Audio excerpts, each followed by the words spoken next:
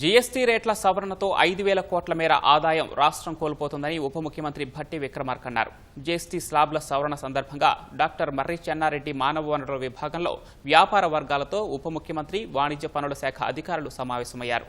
పేద మధ్యతరగతి రైతు వర్గాల మేలు కోసం విధాన నిర్ణయం తీసుకున్నట్లు తెలిపారు.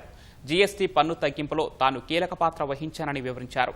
తగ్గుతున్న వస్తువుల ధరలను వ్యాపారులు దుకాణాల ముందు ప్రదర్శించాలన్న భట్టి విక్రమార్క వ్యాపారుల సమస్యలు చర్చించేందుకు రాష్ట్ర ప్రభుత్వం ద్వారాలు తెరిచి ఉంటాయని వివరించారు. సవరించిన రేట్లతో పెద్ద సంఖ్యలో వస్తువులు తక్కువ ధరలకు అందుబాటులోకి వస్తాయని, ఆ ఫలాలను ప్రజలకు అందించాల్సిన బాధ్యత ప్రభుత్వం వ్యాపారులపై ఉందన్నారు.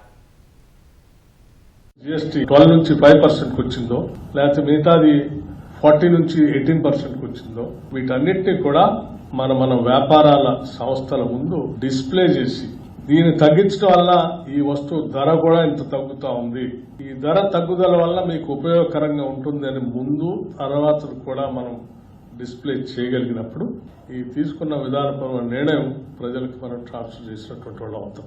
దయచేసి మీ అందరినీ రిక్వెస్ట్ చేయటం కూడా ఏంటంటే, మీ షోరూమ్స్ ముందు కానీ, ముఖ్యంగా ఆటోమొబైల్ సంబంధించినటువంటి వాళ్ళు, వ్యవసాయ పరిశ్రమలకి సంబంధించినటువంటి వాళ్ళు, అట్లాగే ఆహార ఉత్పత్తులు సంబంధించినటువంటి అంశాలపైన, స్కూల్ పిల్లలకు సంబంధించినటువంటి వస్తువులపైన, ఆహార రంగంలో ముఖ్యంగా paneer, condense milk, plant based milk, drinks, బాదం ఫ్లేవర్డ్ మిల్క్ లాంటివి కూడా గతంలో వేరే రకంగా ఉండేది. ఇప్పుడు వాటన్నిటిని కూడా తగ్గించబడుతున్నాయి కాబట్టి వాటన్నిటిని కూడా విరివిగా ప్రజలు వాడకంలోకి వచ్చే విధంగా మీరు డిస్ప్లే చేయగలిగితే బాగుంటుంది అనేది ఆలోచన.